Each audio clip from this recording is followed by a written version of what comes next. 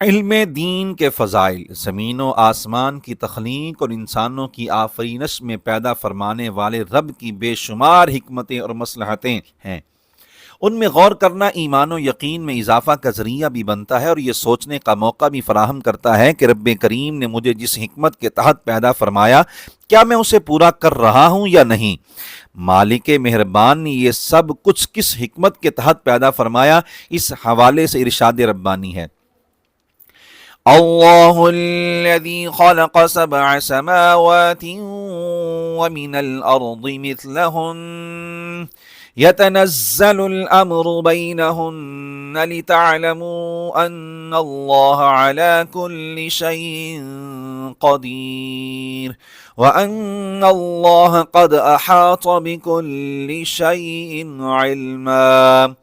اللہ ہی ہے جس نے 7 آسمانوں اور اتنی ہی زمینوں کو پیدا فرمایا، ان کے درمیان اس کا حکم نازل ہوتا ہے، یعنی سب جگہ اسی کا حکم نافذ ہے، تاکہ تم جان لو کہ بلا شبہ اللہ سب کچھ کر سکتا ہے، اور بے شک اللہ کے علم نے ہر چیز کا احاطہ کیا ہوا ہے۔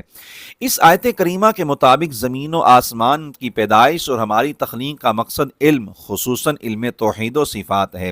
ایک دوسری آیت کریمہ کے مطابق انسانوں کی پیدائش عبادت کے لیے ہوئی ہے، چنانچہ علم اور عبادت دونوں چیزیں ہمارا اصل مقصود ہیں، اور افسوس کہ ہم دونوں سے ہی غافل ہیں، یعنی پوری زندگی یا زندگی کا بیشتر حصہ ان کاموں میں گزار دیتے ہیں جن کے لیے پیدا ہی نہیں فرمایا گیا، اور جن کے لیے آفرینش ہوئی ان سے غافل رہ جاتے ہیں۔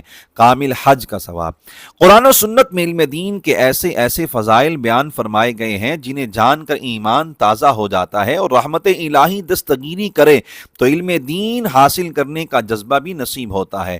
سیدنا ابو امامہ سدی بن عجلان باہلی رضی اللہ تعالیٰ عنہ سے روایت ہے کہ معلم کائنات صلی اللہ علیہ وآلہ وسلم نے فرمایا: من غدا الى المسجد لا يريد الا ان يتعلم خيرا او يعلمه کان لہ کاجر حاج تام حجتہ، یعنی جو مسلمان بلائی سیکھنے یا سکھانے کی نیت سے مسجد میں جائے تو اللہ تعالیٰ اسے کامل حج کرنے والے کی طرح اجر و ثواب عطا فرماتا ہے۔ غیبی رزق۔ علم دین مال و دولت کے لیے نہیں، فقط رضائے الہی کے لیے حاصل کرنا چاہیے، کیونکہ دنیاوی مفادات مثلا دولت، شہرت، منصب اور عزت وغیرہ کی خاطر علم سیکھنے والے کے لیے احادیث کریمہ میں سخت وعیدیں ارشاد فرمائی گئی ہیں۔ مگر چونکہ ہمارے ذہنوں میں مادیت پرستی راسخ ہو چکی ہے، اکثر لوگ بڑی تنخواہوں کے لیے ڈگریاں حاصل کرتے ہیں۔ ایسے حضرات کو یہ سمجھنا چاہیے کہ اچھی نیت سے علم دین حاصل کریں تو رب تعالیٰ کی رضا کے ساتھ ساتھ دنیا کی دولت بھی مل جاتی ہے۔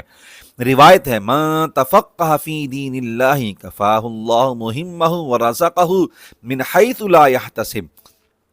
جو اللہ کے دین کو سمجھے، علم دین حاصل کرے، باری تعالیٰ اس کے یعنی دین و دنیا کے مقاصد میں کافی ہوگا اور اسے وہاں سے رزق دے گا جہاں سے اس کا گمان بھی نہیں۔ کئی لوگ اپنے بچوں کو علم دین کے راستے پر اس لیے نہیں چلاتے کہ دین پڑھے گا تو کھائے گا کہاں سے۔ یہ حدیث ان کی جاہلانہ سوچ کا رد کرتی ہے۔ پھر یہ بھی سوچنا چاہیے کہ کیا عصری تعلیم کی ڈگریاں لینے کے بعد رزق کی کوئی ضمانت ہے؟